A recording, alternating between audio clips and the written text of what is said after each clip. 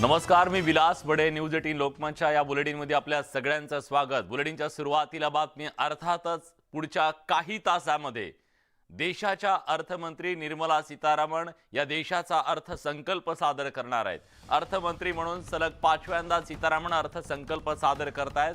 देशात काय स्वस्त होणार, काय महाग होणार, आपल्या खिशावरती त्याचा काय परिणाम होणार, सर्वसामान्यांच्या किचनवर त्याचा काय परिणाम होणार, सर्वसामान्यांच्या करात वाढ होणार की त्यांना दिलासा मिळणार, अशा अनेक प्रश्नांची उत्तरं आज या अर्थसंकल्पातून मिळणार आहेत.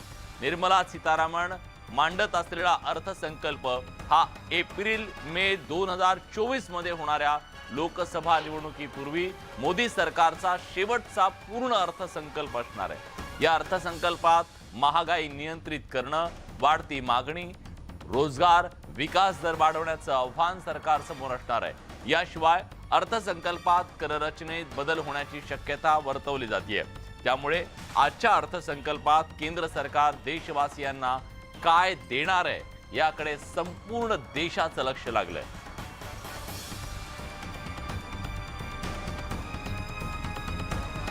तर आजचा दिवस हा अतिशय महत्त्वाचा आहे भारतीय अर्थव्यवस्थेसाठी सुद्धा, कारण पुढच्या 1 वर्षाचं धोरण नेमकं सरकारचं काय असणार आहे.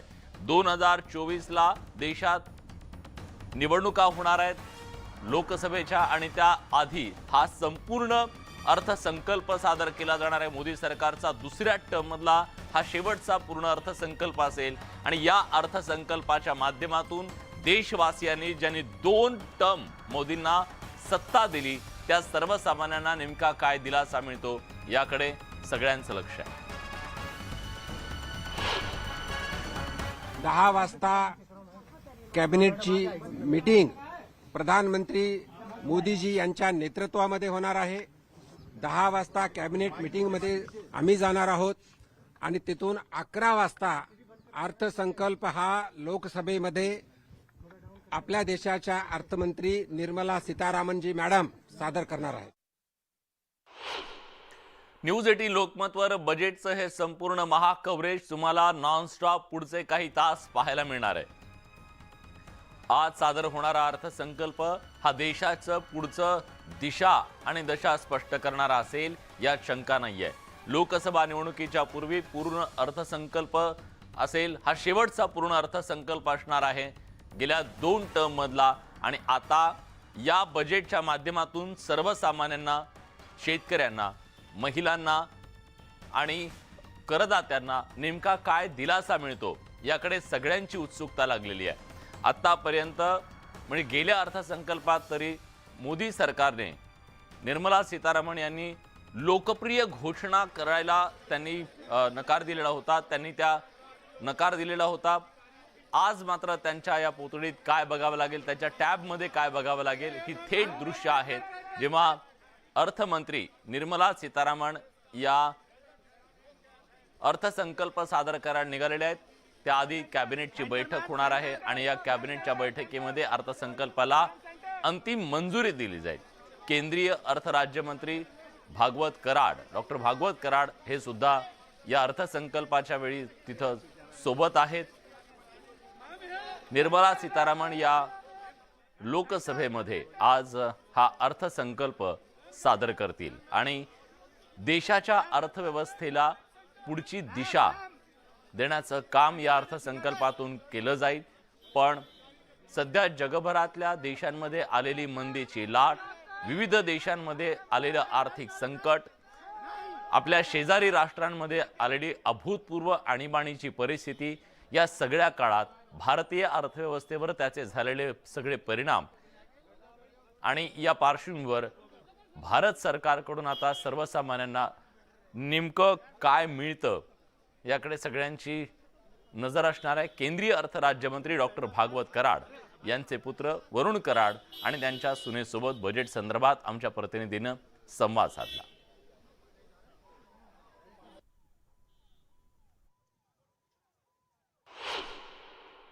माझ्यासोबत आता वरुण कराड आहे, डॉक्टर भागवत कराड यांचे सुपुत्र, थेट त्यांच्याशी चर्चा करूया. हा आमच्या फॅमिलीसाठी आणि देशासाठी पाहायला गेलं तर सगळ्यात महत्त्वाचा दिवस आहे. हा प्री इलेक्शन बजेट म्हणला जातो, आपण ह्याला म्हणतो.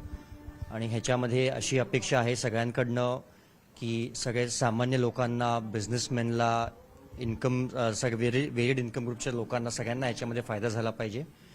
बजेटबद्दल तर मला काही इन्फॉर्मेशन नाही आहे, पण होपफुली सरकार जे काम करतं उद्योजक आहात. उद्योजक असल्यानंतर ज्या पद्धतीने उद्योजकांपुढे अनेक संकट आहेत. आपण फार्मास्युटिकल इंडस्ट्रीमध्ये आहात, औषधाच्या क्षेत्रात आहात. काय संकट आहेत तुमच्यापुढे? पूर्ण जगामध्ये पाहिलं तर मागच्या 2 वर्षापासून कोविड नंतर संकट चालू आहे. भारत त्याच्यामध्ये भरपूर पुढे आहे. पाहायला गेलं तर संकट आपल्याकडे कमी आहेत, कारण की आपलं पॉप्युलेशन आणि आपली इकॉनॉमी स्ट्रॉंग आहे. आज पाहिलं गेलं तर आपलं इन्फ्लेशन रेट फक्त 5.75% आसपास आहे. बाकीचे देश पाहिले किंवा आपले नेबरिंग देश पाहिले त्यांची अर्थव्यवस्था पूर्णपैकी बिघडलेली आहे. तर आपण ह्या क्षेत्रामध्ये आपण स्ट्रॉंग आहे इकॉनॉमीमध्ये, आणि मला असं वाटतं की आपण ओव्हरऑल ह्या कमिंग इयर्समध्ये जी $5 ट्रिलियन आपला जो बजेट आपलं जी स्वप्न आहे ते पूर्ण होणार आहे. माननीय प्रधानमंत्रीजी ह्याच्यामध्ये आपल्याला पूर्णपैकी स्ट्रॉंग आणि पूर्ण अर्थव्यवस्था जी आहे आपली स्ट्रॉंग आहे. तर आज देशाचं हे बजेट सादर केलं जाणार आहे. टॅबच्या माध्यमातून हे बजेट आज निर्मला सीतारामन देशवासियांच्या समोर ठेवतील. पण या बजेटमध्ये प्रचंड अपेक्षा आहेत सरकारकडून, कारण गेल्या काही वर्षांमध्ये अशा लोकप्रिय घोषणा असतील किंवा सर्वसामान्यांना दिलासा मिळणाऱ्या, करदात्यांना दिलासा मिळणाऱ्या गोष्टी नव्हत्या. आज त्या असणार आहेत का? बजेटकडून विविध क्षेत्रातली मंडळी आणि नोकरदारांच्या काय अपेक्षा आहेत आम्ही जाणून घेतल्या. ऐकूयात सर्वसामान्यांना, विविध क्षेत्रातल्या लोकांना या बजेटकडून काय अपेक्षा आहेत. पोस्ट कोविड पिरियड आपल्या कंट्रीमध्ये थोडी महागाई वाढत चालली आहे. लोकांना राहणं खाण्यापिण्याचे त्रास होऊन राहिलं. पेट्रोलचे प्राइसेस भयंकर वाढत चालले आहेत. डेली एक्सपेन्सेसमध्ये जशी आपली गॅस असते त्याचा आता किराया भरपूर वाढून गेलेला आहे. आणि घरी कमवणारा माणूस एकच आहे. मोस्ट ऑफ द फॅमिली आहे, जी न्यूक्लिअर फॅमिली आहे आपल्या कंट्रीमध्ये, कमवणारा एक असतो, घरी खर्च करणारे 4 असतात. वरून एज्युकेशन महाग झालेलं आहे, तर गव्हर्नमेंट त्याच्यात सबसिडी काही प्रोव्हाइड करू शकतात. की ATCची लिमिट्स वाढवण्याची गोष्ट सुरू होती, तर ती वाढवली तर सॅलरी क्लास एम्प्लॉईजला बेनिफिट होणार, त्यांची सेव्हिंग्स वाढतील. रोजच्या जीवनात जे लागणाऱ्या गोष्टी असतात, जसं सिलेंडर झालं, पेट्रोल झालं, गॅस झालं, याच्यावर जे सबसिडी असतात त्या सबसिडी वाढल्या पाहिजे. जर सबसिडी नसेल देत तर मूळ किमती तरी कमी झाल्या पाहिजे त्याच्या. हेच अपेक्षा असते सामान्य माणसाची एका बजेट करून. आम्ही जसं सामान्य माणसाकडे जसं सॅलरी वगैरे झालं ती कमी असते. सॅलरी जर वाढली तर हे आपण त्याचा खर्च आपण घेऊ शकतो, बिअर करू शकतो. पण जर सॅलरी नसेल तर आपण ते पण नाही करू शकत ना. पेट्रोलचे प्राईस खूप जास्त हाईक झालेले आहेत. मी रोज ऑफिसला येणं जाणं करते. पेट्रोल हे माझ्या मते खूप जास्त मोठं टॉपिक आहे की हे कमी व्हायला पाहिजे.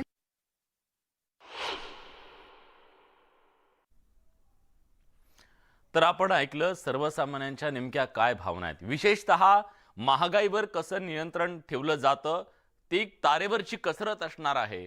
कारण सध्या जगभरामध्ये ज्या प्रकारे आर्थिक मंदी आलेली आहे, या मंदीच्या काळामध्ये महागाई सुद्धा प्रचंड वाढलेली आहे. देशात सुद्धा महागाईची झळ सर्वसामान्यांना बसती आहे. आणि अशा परिस्थितीमध्ये महागाई नियंत्रणात आणणं हे मोदी सरकारच्या समोरचं, अर्थमंत्र्यांसमोरचं एक मोठं आव्हान असणार आहे. सर्वसामान्यांना मात्र आशा आहे की या बजेटमधून त्यांच्या खिशावर पडणारा ताण हा कमी होईल. दरम्यान या बजेटच्या संदर्भात अधिक तपशीलवार आपण बोलणार आहोत. आज दिवसभर विविध क्षेत्रातल्या मान्यवरांशी आपल्याला संवाद साधायचा आहे. आता आपल्यासोबत मराठा चेंबर्स ऑफ कॉमर्सचे संचालक, व्यवस्थापकीय संचालक प्रशांत गिरबणे सर आहेत. प्रशांत सर, माझा पहिला प्रश्न हाच आहे की आज जेव्हा बजेट सादर केलं जाईल तेव्हा उद्योजकांना या बजेटकडून काय अपेक्षा आहेत? कारण कोविडच्या नंतर आता सगळं सुरळीत हळूहळू होत असताना तुम्हाला सुद्धा उभारी घेण्यासाठी नेमकं काय पाठबळ हवंय बजेटकडून? नमस्कार. आपण जर उद्योजकांचं पाहिलं तर आपल्या देशामध्ये 7 कोटीपेक्षा जास्त हे लघु मध्यम उद्योजक आहेत, म्हणजे ज्यांचं टर्नओव्हर 250 करोडपेक्षा कमी आहे. आपण त्यांच्याविषयी बोलूयात. त्यांच्याशी जेव्हा आम्ही संपर्क साधला तेव्हा प्रामुख्यानं त्यांच्या मागण्या ह्या 2 गटांमध्ये आहेत. म्हणजे काय त्यांना हवंय तर 2 क हवेत. क अक्षर क. एक क कर म्हणजे टॅक्स आणि दुसरा क कर्ज म्हणजे क्रेडिट. कराच्या बाबतीत असं आहे की स्टार्टअप्स जेव्हा आपण पाहतो, ज्या टेक्नॉलॉजी स्टार्टअप्स असतात त्यांना 3 वर्षासाठी टॅक्समध्ये सूट मिळते. 3 वर्षासाठी करामध्ये कर भरण्यापासून सूट मिळते. तशीच सूट नॉन टेक्नॉलॉजी नवीन MSMEज असतात त्यासुद्धा एक प्रकारच्या स्टार्टअप्सच आहेत, त्यामुळे त्यांनाही 3 वर्षाची करातनं सूट मिळावी ही पहिली मागणी आहे. हा त्यांची दुसरी मागणी अशी आहे, जेव्हा मी MSME ओनर म्हणून एखादी माझी प्रॉपर्टी विकतो आणि विकलेले जे पैसे येतात त्याची गुंतवणूक माझ्याच उद्योगामध्ये करतो, तेव्हा त्यावरती हा टॅक्स, कॅपिटल गेन टॅक्स लागू नये, ही त्याची दुसरी मागणी आहे. कर्जाच्या बाबतीत जर पाहिलं, कर्ज हे खूप महत्त्वाचं आहे. स्वस्त दरातलं कर्ज हे खूप महत्त्वाचं आहे MSME साठी. त्यासाठी त्यांच्या 3 मागण्या आहेत. पहिली मागणी अशी आहे, CGTMSE नावाची स्कीम आहे सरकारची, credit guarantee trust for micro and small MSMEज. त्यामधनं बिना कोलॅटरलचे 2 कोटी रुपयापर्यंतचं लोन मिळतं.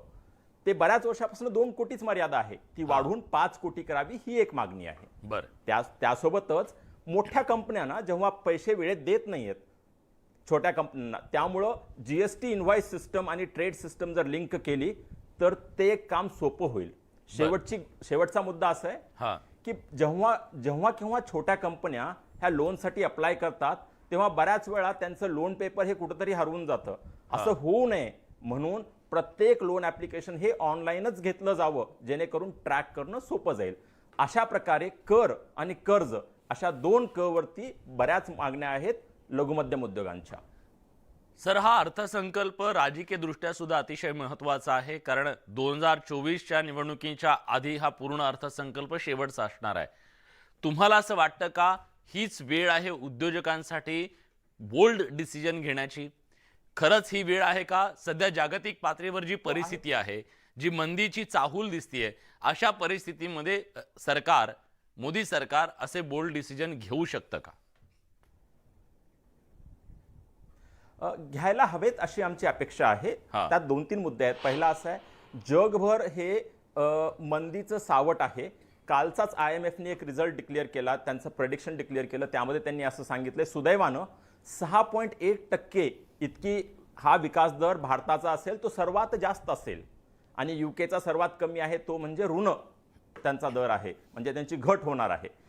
या वातावरणामध्ये आपला विकास दर हा खूप चांगला असेल. हा. यामध्ये पॉप्युलिझम नसावं ही एक अपेक्षा आहे. म्हणजे काय थोडक्यात, तर या वर्षीचा अंदाजे खर्च हा 45 लाख कोटी इतका असेल.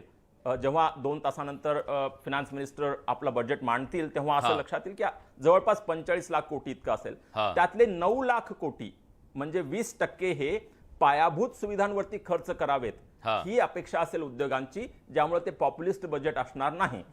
तर असं जर झालं आतापर्यंत तर टाळलेलं नक्कीच होतं केंद्र सरकारनं आपल्या बजेटच्या माध्यमातून की लोकप्रिय घोषणांचा धडाका उडवायचा, पण आता निवडणुकीच्या तोंडावर काय करतात हे बघावं लागेल. पण मुद्दा आहे तो सर्वसामान्यांचा, कारण सर्वसामान्यांना काय दिलासा मिळणार आहे हा त्याचा प्रश्न आहे. कारण सगळी माणसं आता आधी कोविड आणि आता महागाई याच्यामध्ये होरपळत आहेत. आम्ही सर्वसामान्यांच्या भावना जाणून घेतल्या, ज्या आम्हाला सरकारपर्यंत पोहोचवायच्यात. ऐकूयात सर्वसामान्य काय म्हणतोय. अपेक्षा तर भरपूर आहे मोदी सरकारकडून. या अगोदर पण सरकारने चांगले निर्णय घेतलेले आहेत आणि आम्हाला अपेक्षा आहे यावेळेस इन्कम टॅक्सचा जो स्लॅब आहे तो थोडा वाढवावा आणि महागाई थोडी कमी करण्यात यश आलं तर तेवढं बरं होईल. एक्सपेक्टेशन्स आहेत की काहीतरी टॅक्सवर रिलॅक्सेशन होईल, बिकॉज जो वर्किंग क्लास आहे तो मोस्ट अफेक्टेड आहे टॅक्समुळे. तर टॅक्स रिलीज थोडासा, प्रेशर थोडंसं कॉमन मॅनवर त्याचं कमी होईल. आणि एक ते आहे, आणि हाऊसिंग लोन, रिअल इस्टेटमध्ये पण काहीतरी रिलॅक्सेशन्स होतील, बिकॉज खूप लोक आता कोविडनंतर घरं घेत आहेत. तर सर्वसामान्यांच्या अपेक्षा नेमक्या काय आहेत हे आपण जाणून घेतलं. त्यांना महागाईच्या बद्दल अपेक्षा आहे, करांच्या संदर्भात अपेक्षा आहे. डॉक्टर भागवत कराड, केंद्रीय अर्थराज्यमंत्री, हे बजेट सादर करण्यासाठी जात आहेत. कॅबिनेटची बैठकीसाठी ते जात आहेत.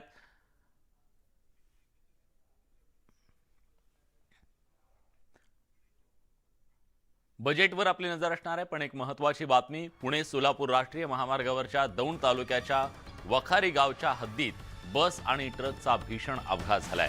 या अपघातात बसमधील 4 प्रवाशांचा मृत्यू झालाय, तर 20हून अधिक प्रवासी गंभीर जखमी झाले. सोलापूरहून पुण्याकडे लक्झरी बस निघाली होती. टायर फुटल्यानं रस्त्याच्या कडेला थांबलेल्या कंटेनरवर ही बस आदळली आणि त्यामुळे हा भीषण अपघात झालाय. दौंडच्या वाखरी गावच्या हद्दीमध्ये हा भीषण अपघात झालाय. 4 जणांना आपले प्राण गमवावे लागलेले आहेत या अपघातामध्ये, तर 20 जण प्रवासी या बसमध्ये होते ते जखमी झाल्याचं कळत आहे. बसचं टायर फुटलं आणि त्यानंतर बाजूलाच उभ्या असलेल्या एका ट्रेलरवरती ही बस जाऊन धडकली. त्यामुळे हा भीषण अपघात झालेला आहे. पुणे जिल्ह्यातल्या दौंडमध्ये हा अपघात झालाय. या अपघातामध्ये 4 जणांचा मृत्यू झालाय तर 20 जण जखमी झाल्याचं कळत आहे.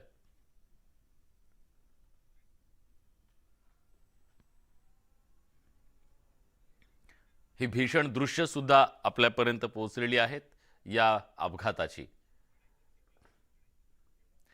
कौटुंबिक कलहातून विवाहित महिलेची 3 वर्षाच्या मुलीसह आत्महत्या समोर आली आहे. नागपूरच्या अंबाझरी तलावामध्ये एका 28 वर्ष विवाहित महिलेनं आपल्या 3 वर्षीय मुलीसोबत उडी घेत आत्महत्या केल्याची धक्कादायक घटना घडली आहे. कल्पना पंडागळे असं विवाहित महिलेचं नाव असून 3 वर्षाच्या मुलीसह तलावात तिनं उडी मारली. एका प्रत्यक्षदर्शीनं घटनेची माहिती दिली. पोलिसांनी दोन्ही मृतदेह तलावाच्या बाहेर काढले असून शवविच्छेदनाचा अहवाल आल्यानंतर पुढची कारवाई केली जाणार आहे. उदय तिमांडे आपले प्रतिनिधी आपल्यासोबत आहेत. उदय, नेमकं काय कारण आहे या संदर्भात पोलिसांनी काही कारवाई केली आहे का? खरं तर अतिशय दुर्दैवी घटना आहे, कारण 3 वर्षाच्या चिमुकलीसह त्या आईनं जे आहे ते नागपूरच्या अंबाझरी तलावामध्ये सुसाईड केलेलं आहे. आणि कौटुंबिक कलहातून हा सगळा प्रकार घडल्याची प्राथमिक माहिती जी आहे ती समोर येते. मात्र ज्यावेळी ही सगळी घटना घडली त्यावेळी काही प्रत्यक्षदर्शींनी त्या आईनी उडी घेतल्याचं पाहिलं होतं आणि त्यानंतर त्यांनी पोलिसांना माहिती दिली होती.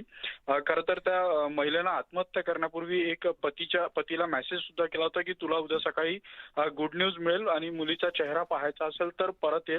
त्यामुळे कुठेतरी कौटुंबिक वादातून जे आहे ते हे दोघेही पती पत्नी विभक्त राहत होते आणि त्याच तणावामुळे म्हणजे आईच्या तणावामुळे जे आहे त्या चिमुकलीला देखील आपला जीव गमवावा लागलेला आहे. तर त्यांच्या पोस्टमार्टम रिपोर्ट नंतर जे आहे ते इथून पुढे पोलीस कारवाई करेल. मात्र सगळ्यात धक्कादायक म्हणजे ज्यावेळी या दोघांचेही मृतदेह पोलिसांनी तलावाच्या बाहेर काढले त्यावेळी ती 3 वर्षीय चिमुकली आपल्या आईच्या छातीला कवटाळलेली होती आणि हे पाहिल्यानंतर सर्वांचेच अक्षरशः डोळे पाणावले होते, कारण त्या निष्पाप मुलीचा जे आहे ते आई वडिलांच्या भांडणामध्ये जीव गेला आणि अतिशय दुर्दैवी अशी ही बातमी आहे. धन्यवाद उदय, तुम्ही दिलेल्या सगळ्या सविस्तर माहितीबद्दल. अर्थसंकल्पाच्या पार्श्वभूमीवर मुंबई शेअर बाजार हा वधारलाय. शेअर बाजारात 500 अंकांची वाढ झाली आहे. निफ्टी सुद्धा वधारलेला आहे. आज केंद्रीय अर्थसंकल्प सादर होणार आहे पुढच्या काही तासात आणि त्याआधीच शेअर मार्केटमधून एक गुड न्यूज आलेली आहे. खरं तर ही आशा म्हणावी लागेल की शेअर मार्केटमधल्या गुंतवणूकदारांना या बजेटकडून मोठ्या अपेक्षा आहेत शेअर बाजारामध्ये, त्यामुळे 500 अंकांची वाढ झालेली आहे. निफ्टी सुद्धा वधारल्याचं समोर येत आहे आणि त्यामुळे स्वाभाविकपणे याचा अर्थ नेमका काय आहे, काय दर्शवतंय हे सगळं आपल्याला जाणून घ्यायचं आहे. आपल्यासोबत मान्यवर पाहुणे आहेत, आपण त्यांच्याकडून सगळ्या गोष्टी जाणून घेतोय. प्रशांतजी आता आपल्यासोबत आहेत. प्रशांतजी, ज्या प्रकारे जो मेसेज दिसतोय आता या शेअर मार्केटमध्ये बजेट अजून सादर व्हायचंय त्याच्या आधीच तो वधारलेला आहे, याचा अर्थ काय आहे? गुंतवणूकदारांच्या मनात एक आशा आहे, कारण बजेट चांगला असेल तर तो वधारतो, तो अपेक्षेप्रमाणे नसेल तर तो खाली जातो, पण बजेट सादर करण्याच्या पूर्वी तो वधारलेला आहे. याच्याकडे तुम्ही कसं पाहताय? माझ्या मते यात काही अपेक्षा दडलेल्या असतात. पहिली अपेक्षा अशी असते की हे सुदृढ असा अर्थसंकल्प असावा. म्हणजे काय तर जास्तीत जास्त गुंतवणूक ही पायाभूत सुविधांसाठी केली गेली या अर्थसंकल्पामध्ये, तर तो चांगला बजेट समजला जातो, चांगला अर्थसंकल्प समजला जातो मार्केटकडनं सुद्धा. जसं मी काही मिनिटापूर्वी सांगत होतो, बजेटच्या 21% 19-20% जर हे नियोजन जर पायाभूत सुविधांसाठी केलं गेलं तर खूप चांगलं समजलं जाईल. दुसरी एक गोष्ट आहे जी शेअर मार्केट खूप बारीक नजरेनं पाहतं, ते म्हणजे वित्तीय तूट. म्हणजे थोडक्यात सांगितलं तर 45 रुपयांचा खर्च असणार आहे पुढल्या वर्षी जर अंदाजे, आणि 27 ते 28 रुपये ही जमा असणार आहे. तर उरलेले जे 17 ते 18 रुपये आहेत ती तूट झाली. तर ही तूट जितकी कमी तितकं चांगलं. ती तूट ही 5.8 ते 5.9% GDPचे असेल असे अंदाज ढोबळमानानं मांडले जात आहेत. ते जर अंदाज खरे ठरले तर हे मार्केट आणखी चांगलं करेल. बरं. तर शेअर मार्केट ह्या दोन गोष्टींकडं खूप आशाळभूतपणे पाहतं. प्रशांत सर, आणखीन एक मुद्दा, जेव्हा सर्वसामान्यांच्या प्रतिक्रिया आपण जाणून घेतल्या, कोरोनाच्या संकट काळामध्ये लोकांनी खूप खूप हाल अपेष्टा सहन केल्या. आता त्याच्यातून बाहेर पडत असताना सर्वसामान्यांना असं वाटतंय की महागाईमध्ये आपण होरपळतोय, या महागाईमधून काहीतरी दिलासा मिळाला पाहिजे. तुम्ही महागाईच्या दृष्टीने या अर्थसंकल्पाकडे कसं पाहता? काय नेमकं करायला हवं जेणेकरून सर्वसामान्यांच्या खिशावर जो ताण पडलेला आहे, त्यांच्या बजेटवर जो ताण पडलेला आहे, तो कसा सुसह्य होऊ शकेल? सरकार काय करू शकतं त्या संदर्भात? नक्कीच महागाई हा सर्वात मोठा मुद्दा असतो, आहे आणि असेल. तर या अनुषंगाने आपण जर काल आर्थिक अहवाल सादर झाला भारत सरकारचा, जो व्ही अनंत नागेश्वरन यांनी सादर केला, तो जर आपण अभ्यासला, तो जर पाहिला, तर त्यातनं असं निदर्शनात येतं की मागच्या वर्षभरामध्ये महागाई दर हा सरासरी 6.87% इतका होता. मागच्या वर्षभरामध्ये सुदैवानं मागच्या 2-3 महिन्यामध्ये महागाई दर कमी होत आलेला आहे. आणि पुढल्या वर्षाचा जर अंदाज मांडला तर तो महागाई दर 5 ते 5.5% इतकाच असेल, असा जवळपास सर्व अर्थतज्ञांचा अंदाज आहे. त्यामुळं पुढल्या वर्षीची महागाई नक्कीही या मागच्या 12 महिन्यांपेक्षा किंवा मागच्या 10 महिन्यांपेक्षा कमी असेल, असा सध्याचा अंदाज नक्कीच आहे. बघूया या बजेटमधून काय दिलासा मिळतो याची उत्सुकता सगळ्यांना असणार आहे. यासोबत बुलेटिनमध्ये आपण जाणून घेणार आहोत बातम्यांचा वेगवान आढावा.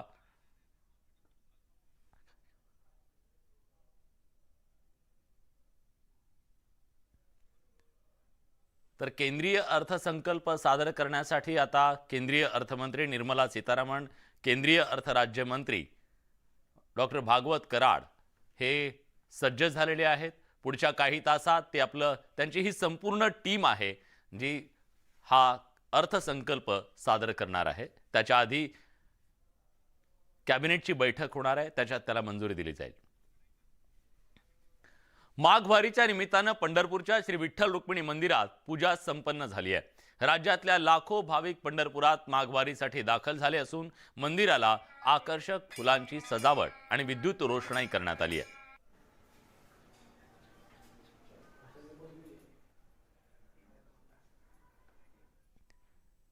यासोबत बुलेटिनमध्ये आपण इथेच थांबतोय. ताज्या घडामोडींसाठी बघत रहा न्यूज 18 लोकमत.